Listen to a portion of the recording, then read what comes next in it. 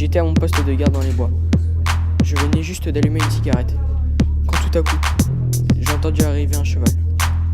Je n'avais jamais encore vu un Allemand d'aussi près. Mais ça, c'en était un. Il avait les jumelles, il regardait nos positions. J'ai fait signe au lieutenant, il est venu à côté de moi. Le lieutenant a murmuré « Tue-le ». J'ai pris mon arme, j'ai visé et j'ai tiré.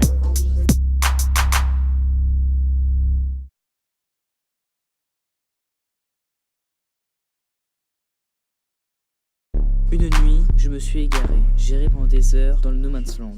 Une nuit, je me suis égaré, j'errais pendant des heures dans le No Man's Land. Une nuit, je me suis égaré, j'errais pendant des heures dans le No Man's Land. Une nuit, je me suis égaré, j'errais pendant des heures dans le No Man's Land.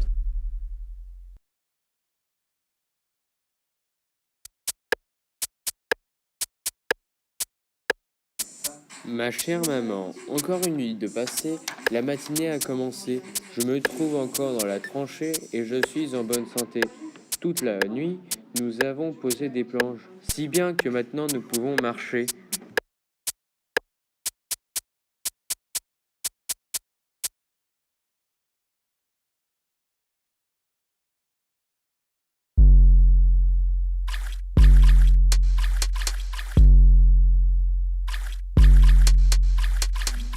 C'est vraiment grotesque. Aujourd'hui, dimanche, la lettre que tu m'as annoncée vendredi dans un télégramme n'est pas encore arrivée. Malheureusement, il a fait un temps de chien ces derniers jours et aujourd'hui, j'ai une légère angine.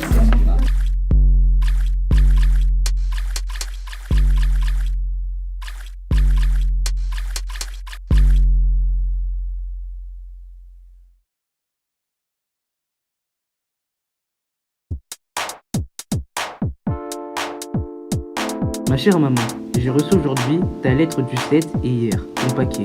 Il est arrivé dans un état tel que je n'ai même pas eu la peine de l'ouvrir. Je trouve que tu as une bien mauvaise idée de m'envoyer des fruits sans qu'ils soient enveloppés dans quelque chose de rigide.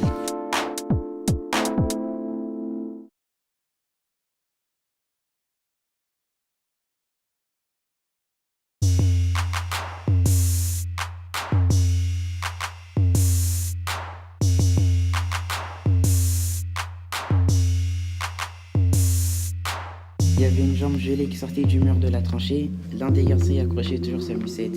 Cela paraît peut-être dur, mais mort. C'est mort. Voilà ce que nous pensons à ce moment-là. Les corps des hommes qui mouraient au front, nous ne pouvions pas les mettre en lieu sûr. C'était trop dangereux. Au début, nous avons bien essayé, mais un corps sans vie pèse autrement lourd qu'un corps blessé. Il y en avait beaucoup, des morts.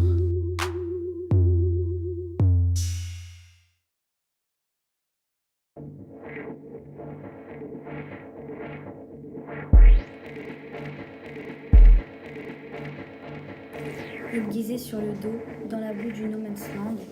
Sa jambe avait arraché et reposait quelques mètres plus loin. Il se vidait de son sang. Nous l'entendions gémir et crier « Tuez-moi, venez ici, tuez-moi !» Impossible d'aller vers lui. Il était à portée de vue détenu. Il n'en finissait pas de crier « Tuez-moi de grâce, tuez-moi !» Nous devenions fous. Quand il fit nuit, le sergent Leibniz a rampé vers lui, avec un paquet de comprimés de morphine et un peu d'eau. Nous l'avons entendu parler tout bas à Stéphane et les cris se sont arrêtés. Il est mort calmement.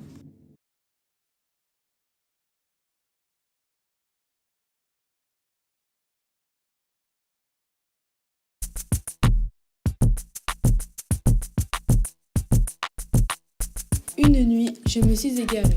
J'ai erré pendant des heures dans le No Man's Land. Il faisait si froid que je pouvais à peine penser. J'avais pour seule compagnie les cadavres qui pourrissaient dans la boue. Parfois, je marchais dessus. Je sentais tout de suite si j'avais mis le pied sur un ventre ou sur une tête. J'essayais de ne pas y penser.